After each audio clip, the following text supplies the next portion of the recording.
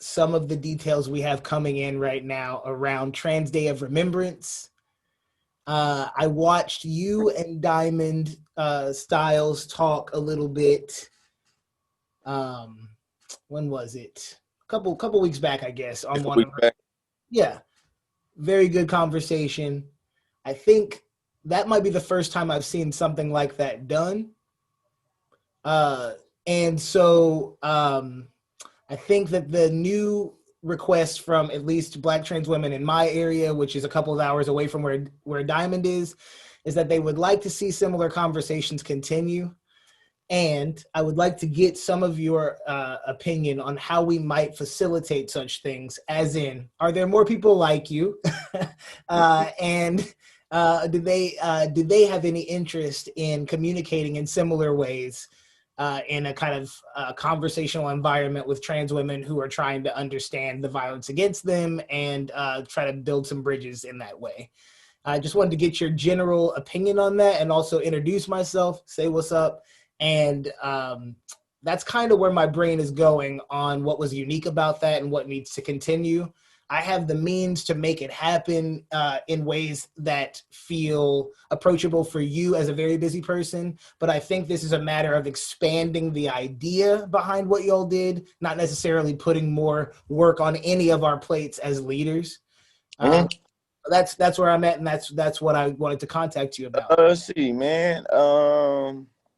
I do know other people that had the background that I have that would definitely be open to having a conversation about trans identities. Most of which are not trans. So in my mind, when you ask me about people like me, you asking me about non-trans people that care about trans identities. So yeah, I do know some people. As a matter of fact, the two people I do my podcast with, Toya and Damo. Toya is a lesbian. Damo is a cisgender dude like me, straight dude like me. But both of us are definitely interested in talking about and understanding trans identities. What's the day you say about to come up? Trans Day of Remembrance, November 20th, every year.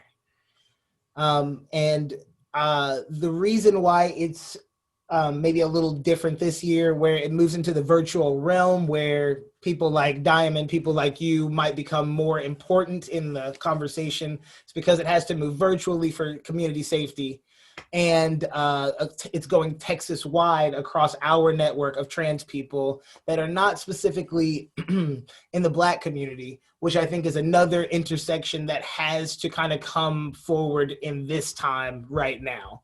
Right. So crafting this, I think, is hugely Diamond's work, a little bit of my work in what I'm doing regionally, but the bringing other people from not only the cisgender heterosexual side, but rather Black people from that side will be the thing that I think needs the finesse that I don't know that trans people, especially not trans people in Texas, I don't think we necessarily have enough of us Black trans people that have, number one, the ability right now with everything else to do that work without it feeling like just basically an additional trauma. Plus, considering that what we've seen happen with people like Malaysia, there's a security issue that I have a problem with that I have not been able to solve with bringing if we're not specific in who comes into these conversations, then they can pose a threat in a way that I don't want to happen. So yeah, that's trying to be mindful of as a cis dude. I always try to be mindful of how violence gets magnetized on the trans bodies based off of the element of unknown. Like, I don't know if you're gonna punch me in the face or you're gonna try to shoot me in the face when I tell you I'm trans, and I recognize the anxiety of not knowing if my life is going to be held in somebody's hands once they know I'm trans. And I think that, to be honest with you, I don't think a lot of people realize that hesitation or even that thought or fear of literally being killed because you say who you are type thing. You know what I'm saying? And I think that just being a cisgender, I feel like most of my cis people don't recognize that. That's the reason why they have a lot of fallacious conversations about people tricking them into being with somebody that's trans. Like, hey, nigga, stop lying. They did not. Stop capping, man. So but I know that from a cis perspective, I know that that's usually where those conversations are had place. you know, some trans person was being manipulative and tricked this cis person into sleeping with them or liking them. And I think that I recognize from a trans perspective, those conversations being so fake and fronting that it make people not feel that, to me, it makes people feel like there's not a safe space to be real in terms of what's really going down, because you already being fake and how you're trying to justify this trans violence you're gonna give on me anyway. Whether you find out I'm trans on day 1 or day 100, you're gonna try to do me in. You feel me? Let's be real about that. And I think that just having conversations about from a real perspective in terms of about the actual violence, I think a lot of times the conversations happens on a notion of respectability politics. You know what I'm saying? I can't be real. I can't say what I mean and mean what I say. So I'm trying to, you know what I'm saying? I think that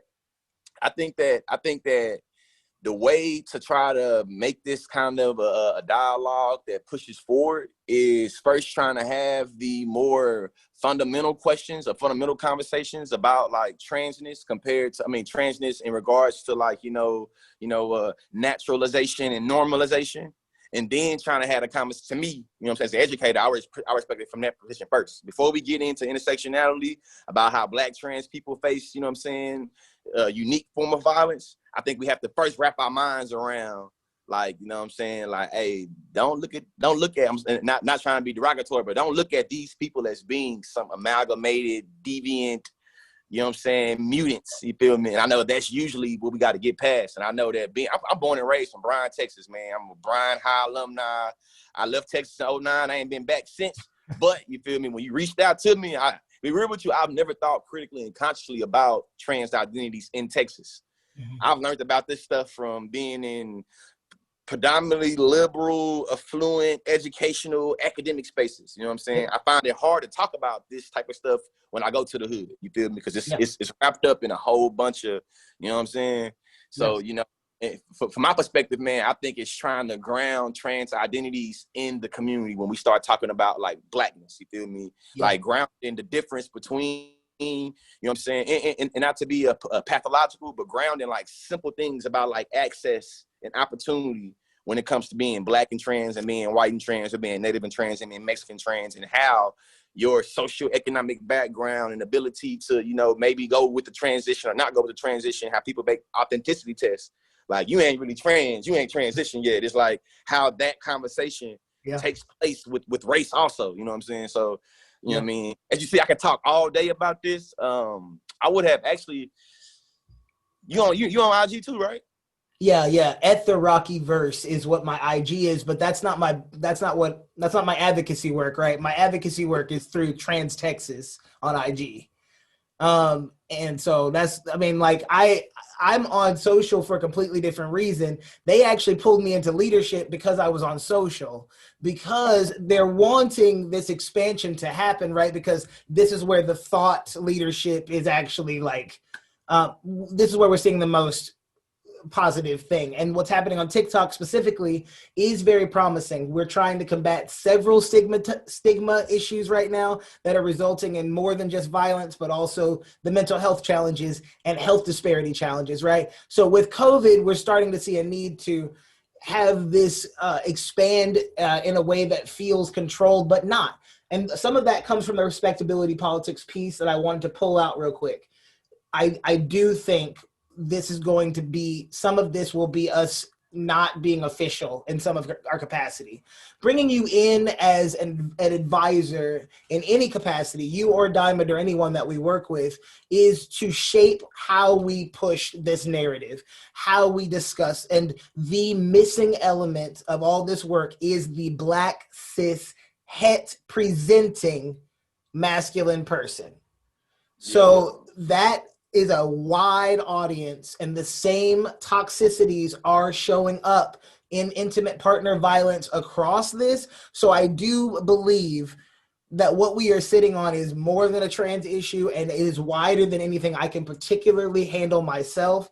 And the fear that is within me is what's guiding, like, living in Texas most of my life, growing up in the areas I have. I am uniquely aware of what you're talking about in dangers and switching my conversation style and what I mention in what places, so much so that in a mostly white community, I don't even like to go to the barbershop that is Black and talk about, I don't bring my whole self into the Black community ever. And that means my family still was left out of all of this white awakening around transness. My community is left behind. And that is a tool of ignorance. That is a tool that they're using against my community right now to make us seem like, number one, to continue the narrative that Black men are dangerous, which I think only harms me, a Black trans male presenting person, and Agreed. harms everybody else that's coming behind me. So I'm trying to stop this train before it leaves Black and BIPOC people behind. But we have a capacity issue. It is internalized homophobia, transphobia that you have pinpointed so clearly in all your other works that we will need to unpack for people.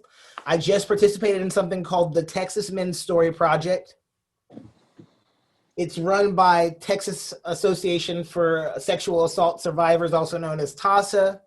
It was a project that was designed around telling your own unique story around masculinity, but it can be applied to something like what we are thinking, knocking on right now. I think we need to help people unpack that they don't need to worry about that your sexuality is not a threat to you, or the people around you, and we need to talk about the violence against people that are generally trying to come out. And we Literally. also need to figure out a way to help people deal with people are going to have to come to terms with their sexuality or their preferences at some point in a safe space that can only be created if masculine people kind of surround them, I believe. That's Agreed. fucked up, but I mean, cool. It's the double bind that I think we put in when we talk about power all the way around. Is that we're all trying to deconstruct power, but in order for us to deconstruct power where we want to, we have to have powerful positions available. It's literally we're talking about in terms of white supremacy. If I want to deconstruct white supremacy, I'm gonna need particular white voices and white bodies around for me to take it down. I get that it's messed up that I have to have the same entity or same force that's against me or anti-me or oppositional me to be able to do something, but I recognize that's a part of it. You feel me? It's like being able to talk. To me, power and privilege typically listens to power and privilege. Right. You feel me?